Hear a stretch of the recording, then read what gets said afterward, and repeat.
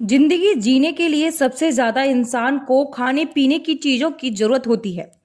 अगर इंसान को खाना सही टाइम पर मिलता रहे तो वह अपनी जीवन लीला चलाने में कामयाब हो सकता है। लेकिन अगर वही खाने की चीजें आम आदमी की पहुंच से दूर हो जाएं तो इंसान की जिंदगी में भूचाल आ जाता है। यही कारण है खाने पीने के सामान पर आसमान छूती महंगाई को अपना हथियार बनाकर आम आदमी पार्टी ने बीजेपी को घेरने का मन बना लिया है। साथ ही बढ़ती महंगाई के विरोध में प्रदर्शन करते हुए महामहिम राज्यपाल के नाम डीएम को ज्ञापन सौंपा। बढ़ती महंगाई को लेकर आज आम आदमी पार्टी के कार्यकर्ताओं के द्वारा अलीगढ़ मुख्यालय में राज्यपाल के नाम डीएम को ज्ञापन सौंपा गया और बढ़ती महंगाई पर बीजेपी पर जमकर कटाक्ष किए। आम आदमी पार्टी के नेताओं के द्वारा कहा गया कि बीजेपी हर मुद्दे पर फेल नजर आ रही है। बीजेपी के द्वारा किसानों के साथ धोखा किया गया। साथ ही आम जनता के लिए बीजेपी ने तमाम तरह की मुसीबतों को पैदा किया। अब बीजेपी सरकार को खुद ही मानवता के तौर पर इस्तीफा दे देना चाहिए। आम आदमी पार्टी जिंदाबाद। अरे सोना चांदी छोड़ दो, अरे सोना चांदी छोड़ दो, आम आदमी पार्टी जिंदाबाद। महंगाई के लिए हम लोगों ने ज्ञापन दिया हुआ है क्योंकि हम लेडीज़ों को ज़्यादा प्रॉब्लम हो रहा है। घर में जब हम किचन में काम करते हैं तो हमें ज़्यादा प्रॉब्लम होती है कि आलू महंगा हो रहा है। आलू सभी सब्जी के साथ चलता है और प्याज भी इतनी आसमान छू रहा है। ये यही नहीं पूरे देश के अंदर ही हो रहा है। इस तरह इतनी महंगाई बढ़ चुकी है। इस निकम्मी सरकार ने महंगाई इस कदर बढ़ा रखी है कि कोई गरीबों की तरफ या मिडमैनों की तरफ ध्यान नहीं है, उद्योगपतियों की तरफ ध्यान है कि उन लोगों को मिलना चाहिए पैसा, हम लोगों को नहीं मिलना चाहिए। जो गरीब हैं उनको नहीं मिलना चाहिए, उनके बच्चे अच्छी तरह से नहीं पलने चाहिए। इसलिए हम ये महंगाई के लिए ज्ञापन दे रहे हैं कि आलू जो है इतना दाम बढ़े हुए हैं, प्याज जो है इतने दाम बढ़े हुए हैं। आम आदमी पार्टी के द्वारा जिला इकाई द्वारा महंगाई को लेकर एक ज्ञापन दिया गया है। बढ़ रही महंगाई को लेकर महामहिम राष्ट्रपति महोदय से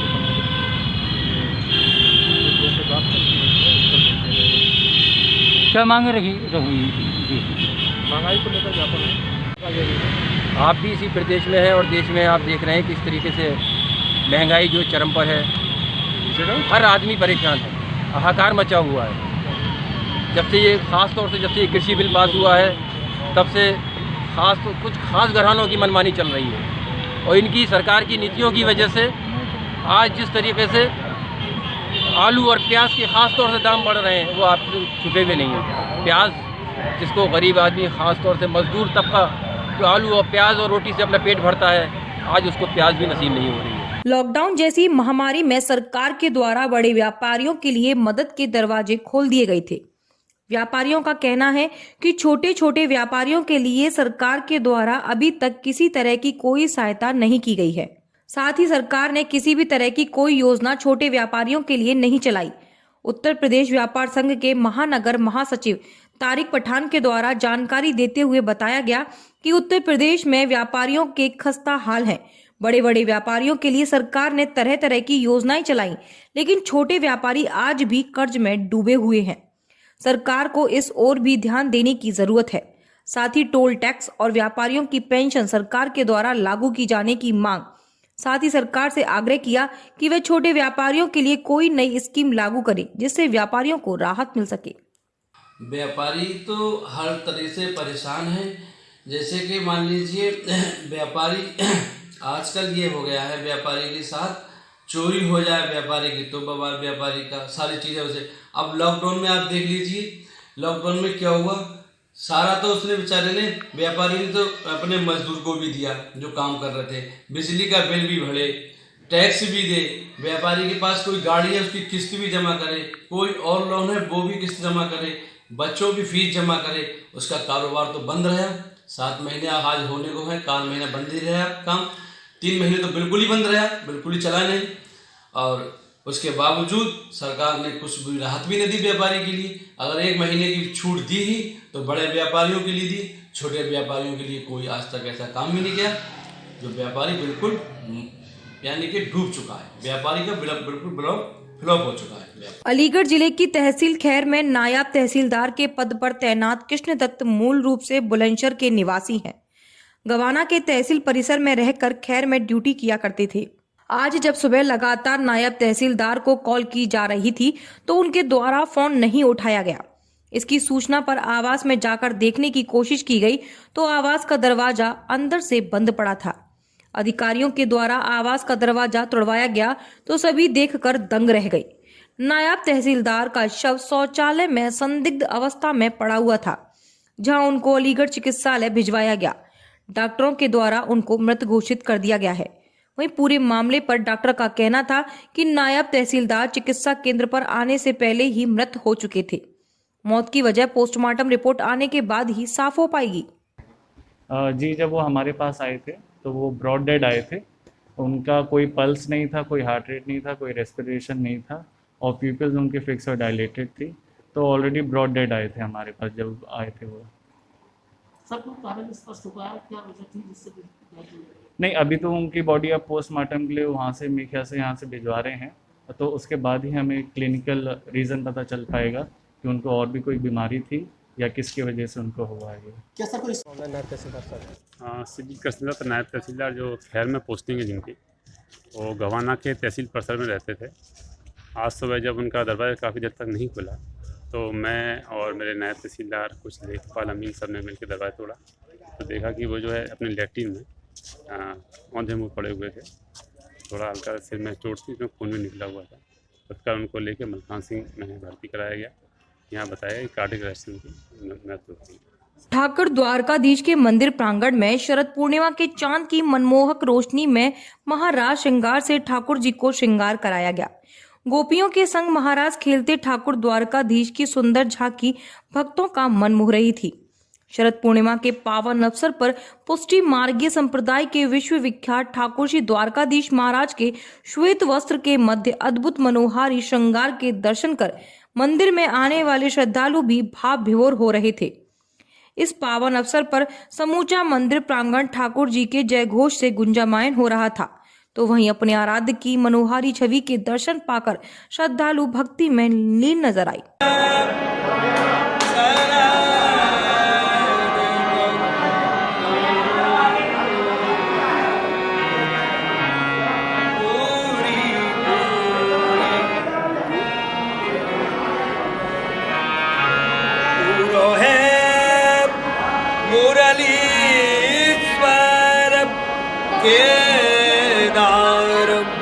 कृष्ण कला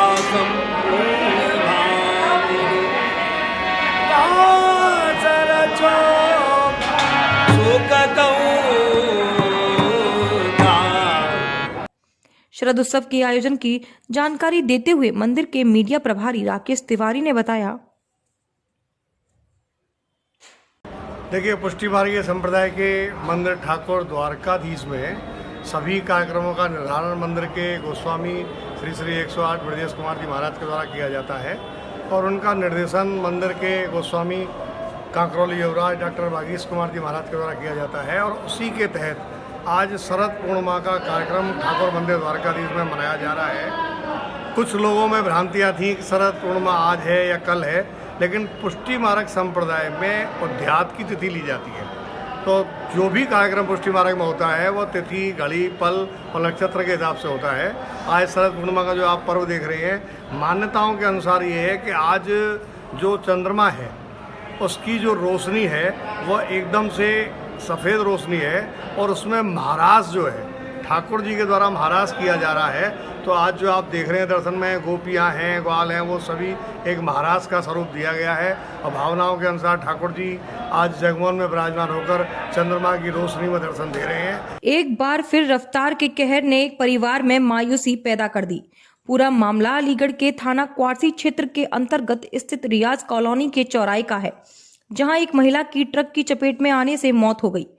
बताया जा रहा है कि स्कूटी पर सवार होकर एक महिला अपने पति के साथ अपनी बहन के घर से लौट रही थी। वहीं रियाज कॉलोनी बरौली मोड़ पर तेज गति से आ रहे ट्रक ने जब ओवरटेक किया तो स्कूटी नीचे गिर गई, जिसमें ट्रक का पिछला टायर महिला के ऊपर चढ़ गया, जिसकी वजह से जुबेर की पत्नी की मौत हो गई।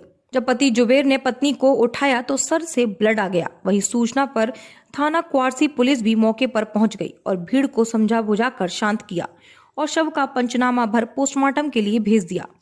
ट्रक चालक ट्रक छोड़कर फरार हो गया। पुलिस ने ट्रक को कब्जे में लेकर कार्रवाई शुरू कर दी है। जी, मेरा नाम मोहम्मद राशिद कादरी। जी, क्या ये कैसे हुआ एक्सीडेंट यहाँ हुआ? सर, मैं तो अपने यहाँ काम कर रहा था, बिरयानी बेच रहा था मैं। जब भीड़ लगी है, जब मैंने देखा है मैंने। तो कैसे महिला कैसे पड़ी हुई थी आप? महिला जो इसी साइड में गिरी पड़ी है। अच्छा, तो ये पहिया उतरा है इसके ऊपर से ट्रक का, क्या है ये मैं देख नहीं पाया मैं कि पहिया उतरा कैसे। आप समझे, मैं गाड़ी लेके गया हूँ, एक सामने से एक ट्रक दिखा मुझे, ये मेरे सामने घुसड़ा, मगर मैंने बिल्कुल साइड से बिल्कुल उतार लिया अपना। उतारने के बाद एक कंकड़ी आई, जमीन में बिल्कुल घुसेड़ दिया मेरी गाड़ी में। तो उसके बाद मैंने बिल्कुल गाड़ी उतारी, गाड़ी गिर गई मेरी। तो मेरी छोटी बच्ची वो इधर गिरी, मैं इधर गिरा। अब मैंने पलट के नीचे मुझको देखा है तो मेरी बीवी का सर नीचे आ गया। क्या हुआ बीवी के साथ? बीवी का सर मैं तो अभी देख भी नहीं पाऊँ बीवी के साथ में क्या हुआ। कौन कौन था आपके साथ? मेरे साथ मेरी थी, मेरी बच्ची थी। आपकी चोट आई कहीं? मेरे ये चोट आई, ये चोट है। मैं पूरे संसार के मुस्लिमों के हकीकतमंद और इस्लाम के रहबर कहे जाने वाले इस्लाम के पैगंबर मोहम्मद साहब के बारे में गुस्ताखी करने के बाद तमाम देशों को घुटने तक टेकने पड़ गए। बीते दिनों पैगंबर साहब के मामले में विश्व में सुपर पावर कहे जाने वाला अमेरिका भी नतमस्तक हो गया था, लेकिन एक बार फिर फ्रांस में मोहम्मद साहब की पेंटिंग को लेकर बड़ा विवाद खड़ा हो गया है।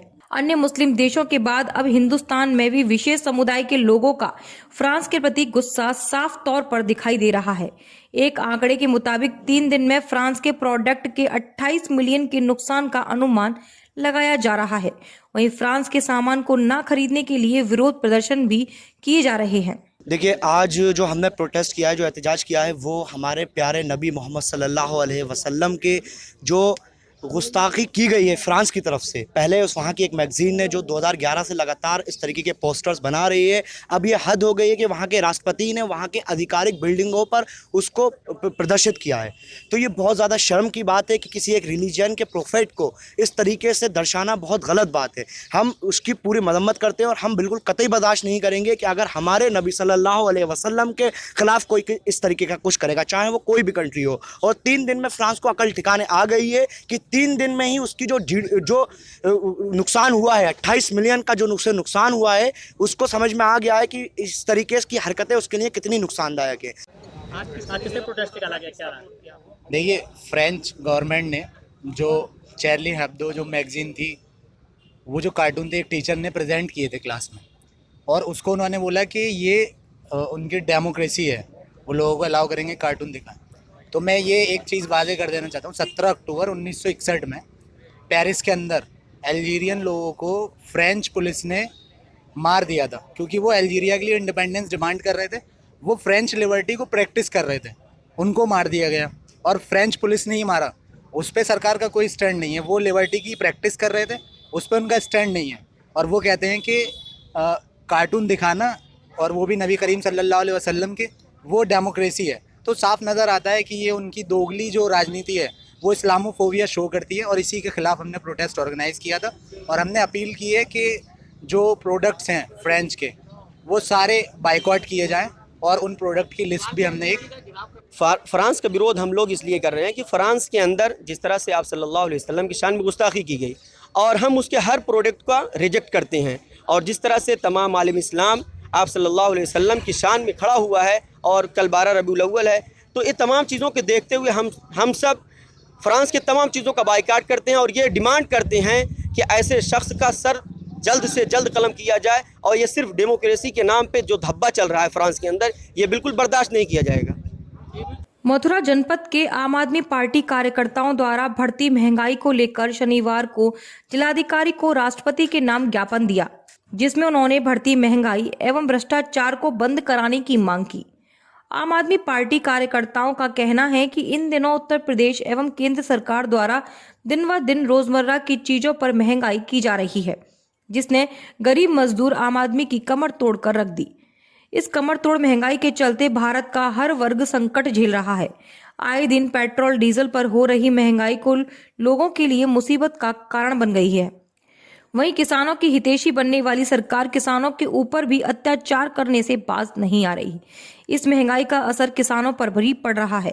आज महंगाई चरम सीमा पर पहुंच चुकी है, जहां 4 रुपए किलो बिकने वाला आलू आज 45 रुपए किलो बिक रहा है, और प्याज के दाम दुगने हो चुके हैं। खाने पीने की वस्तुओं पर बेतहाशा वृद्धि की जा रही है, लेकिन इस महंगाई को रोकने के लिए सरकार नाकाम नजर आ रही है। ये आम आदमी पार्टी ने आज पूरे उत्तर प्रदेश के अंदर देश में और प्रदेश में बढ़ रही तमाम तरह की महंगाई के खिलाफ जिलाधिकारी के माध्यम से राष्ट्रपति को ज्ञापन सौंपने का काम हम लोगों ने किया है। और इस ज्ञापन के माध्यम से हमने प्रदेश सरकार से और देश सरकार से ये मांग की है कि देश के अंदर जो डीजल पेट्रोल की कीमतें बढ़ रही हैं, ऐसे समय में जब किसान की जुताई बुवाई का काम चल रहा है, वो पहले से ही पीड़ित है, उसके पास पहले से ही पैसा नहीं है और इस डीजल पेट्रोल की बढ़ी कीमतों ने तमाम दूसरी चीज़ों को भी बढ़ा दिया है, किसान को भी सताने का काम किया है। तो ये कीमतें वापस ली जाएँ। जैसा कि मेरे साथी बता रहे थे कि डीजल पेट्रोल दूसरे देशों में सस्ता है, लेकिन हमारी सरकार इस पर एक्साइज ड्यूटी बढ़ा करके, डीजल पेट्रोल में क्रूड का रेट सस्ता नहीं है, रिफाइन का रेट सस्ता नहीं है, लेकिन इस सरकार ने इस हद तक अपनी ड्यूटीज़ बढ़ा रखी है, अपने टैक्स बढ़ा रखे हैं, उसकी वजह से ही जा रहा है। तो सरकार का खजाना भरा जा रहा है, जनता की जेब खाली हो रही है। आपके द्वारा क्या जब से कृषि बिल पास हुआ है तब से आम आदमी की दैनिक उपभोग की वस्तुओं में आवश्यक बेतहाशा वृद्धि हुई है। और यहाँ तक मैं बताऊँ आपको, आलू प्याज जैसी बेसिक चीज़ जिसे एक गरीब आदमी, जिसे एक आम आदमी खा के अपना आसानी से गुजारा कर सकता है, आज वो उसके खरीद से उसकी बाहर हो चुकी है। तो इस संबंध में हम ये कहना चाहेंगे कि ये जो कृषि बिल पास हुआ था, सबसे पहले उस कृषि बिल को वापस लिया जाए जिसमें पूंजीपतियों को और स्टॉकिस्टों को इतना बढ़ावा दिया गया कि जो भी सारी कीमतें और जो स्टॉक की सीमाएं थी वो खत्म कर दी। अब वो अपनी मर्जी से जितना स्टॉक कर सकते हैं और एक जगह सारा स्टॉक सेंट्रलाइज हो जाएगा, तो निश्चित रूप से इन प्रोडक्टों की कीमतें बढ़ेंगी। भरतपुर जिले के कामा थाना क्षेत्र के गांव बिकराव व विलोद के मध्य दिन दहाड़े 2 बाइकों पर सवार 4 हथियारबंद बदमाशों ने फायरिंग कर ट्रैक्टर लूट का प्रयास किया। वारदात में सफल नहीं होने के बाद बदमाशों ने ट्रैक्टर सवार 2 भाइयों पर फरसे से हमला कर दिया, जिसमें दोनों ट्रैक्टर सवार गंभीर रूप से घायल हो गए, जिन्हें बाद में परिजनों ने कामा अस्पताल में भर्ती कराया, लेकिन घायल की हालत नाजुक होने के चलते चिकित्सकों ने उसे भरतपुर रेफर किया। मिली जानकारी के अनुसार थाना क्षेत्र के गांव बिरार निवासी 2 भाई खेमचंद व कुलदीप बीज ओरने की मशीन को छोड़कर वापस गांव लौट रहे थे। इसी दौरान गांव बिलौद और विरार के मध्य 2 बाइक पर सवार 4 हथियारबंद बदमाशों ने उन्हें घेर लिया और फायरिंग करते हुए ट्रैक्टर लूटने का प्रयास किया, लेकिन इस दौरान ट्रैक्टर सवार व बदमाशों में मारपीट व खींचातानी हुई। तो वारदात में असफल होता देख बदमाशों ने दोनों ट्रैक्टर सवार पर फरसे से हमला किया, जिसमें दोनों भाई गंभीर रूप से घायल हो गए।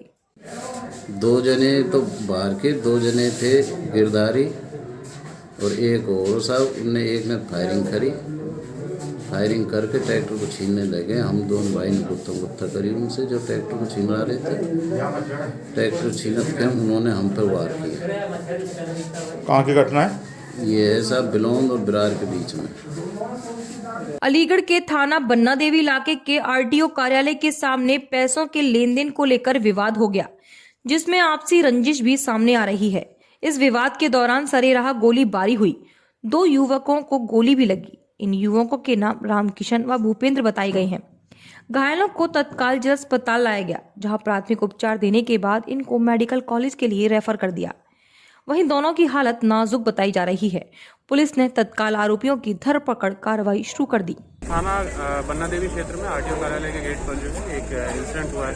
2 व्यक्तियों को गोली लगने की सूचना है। तत्काल पुलिस मौके पर पहुंची है और 2 पीड़ित हैं, उनको अस्पताल लाया गया है और उनका इलाज कराया जा रहा है। इनका कहना है कि कुछ पुरानी रंजिश की वजह से ये पहचानते हैं उन व्यक्तियों को और पुरानी रंजिश की वजह से जो है उन्होंने जो है गोली चलाई और इसमें तत्काल इनका इलाज कराया जा रहा है और तत्काल एफआईआर दर्ज करके जो है अग्रिम कार्रवाई की जाएगी। आगामी त्योहारों के दृष्टिगत शासन के द्वारा जहां सभी व्यवस्थाओं को अंतिम रूप देते हुए त्योहारों को शांतिपूर्वक संपन्न कराने की व्यवस्थाएं की जा रही हैं, तो वहीं स्वास्थ्य विभाग भी कोरोना वायरस के संक्रमण को रोकने के उद्देश्य से कमर कस चुका है। इसी के दृष्टिगत शनिवार को स्वास्थ्य विभाग की विशेष टीम के द्वारा मथुरा शहर के सभी मिठाई विक्रेताओं एवं उनके कर्मचारियों के सैंपल लेकर जांच के लिए भेजे गए। इस संबंध में जनपद के कोविड-19 के नोडल अधिकारी डॉक्टर भूदेव सिंह ने जानकारी देते हुए बताया। जी, आज मिठाई वालों के सैंपल लिए जा रहे हैं, क्या उद्देश्य है और किन कारणों के? देखिए, शासन के दिशा निर्देशानुसार आज हमारे जनपद में टारगेटेड सैंपलिंग में जो ग्रुप रखा गया है वो है मिठाई वाले, जो मिठाई की शॉप है। उनमें हमारे पूरे जनपद में जो दुकान है जहाँ पब्लिक डीलिंग, जहाँ भीड़ ज़्यादा आती है, वहाँ पे सैम्पलिंग की जा रही है। जैसे होली गेट क्षेत्र है, शंकर है, ब्रजवासी है, कृष्णा नगर क्षेत्र है और धौली प्याऊ है, रमन मिठाई है या राधिका विहार, इन सभी जगह सैम्पलिंग चल रही है हमारी। बाकी ब्लॉक में जो भी प्रतिष्ठित मिठाई है जहाँ भीड़ ज़्यादा आती है वहाँ पर सैम्पलिंग चल रही है।